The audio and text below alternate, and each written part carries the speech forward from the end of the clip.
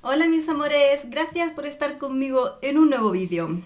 Hoy nos vamos a trasladar a Rusia. Nos vamos a ir a la perfumería Adot, donde su perfumista Nikita Karlasen nos prepara perfumes impactantes, tanto intensos como de aromas en los que se experimenta todo un mundo de aromas. Hoy vamos a conocer el más sencillo de todos e iremos conociendo creaciones realmente únicas y especiales.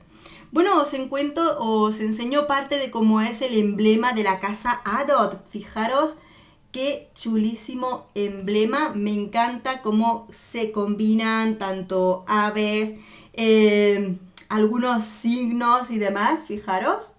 Muy interesante. Y también me encantaría que vierais algunos de sus vídeos. Tiene un canal de YouTube pequeñito donde nos enseña, por ejemplo, cómo se fabrican los tapones de madera natural de estos frascos que tienen desde luego una parte artesanal muy interesante.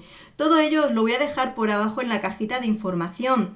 Sus vídeos, su canal de Instagram, desde donde podemos ir descubriendo directamente de la mano del perfumista cómo crea este mundo tanto de sus perfumes como de sus aromas. Os decía, vamos a descubrir hoy el que parece el más sencillo. Vamos a ver Supreme Belle Vetiver. Supreme Vetiver. Bueno, tengo una muestra pequeñita que he exprimido al máximo para poder testear y conocer este perfume que ha resultado sumamente interesante. Voy a leeros las notas y lo comentamos. Este perfume es del año 2020 de la familia cítrica, con notas de salida de cardamomo, nuez moscada, esclarea y bergamota, notas de corazón cítricos y té, y notas de fondo vetiver, cedro y sándalo. Es un perfume con una duración muy extensa, podemos tener entre unas 9-10 horas con este perfume puesto, con una intensidad alta. Bien, la salida de este perfume es una combinación entre ese vetiver, tonos verdes acompañado de té verde y de tonos cítricos como la bergamota que nos vienen al inicio a nuestro encuentro.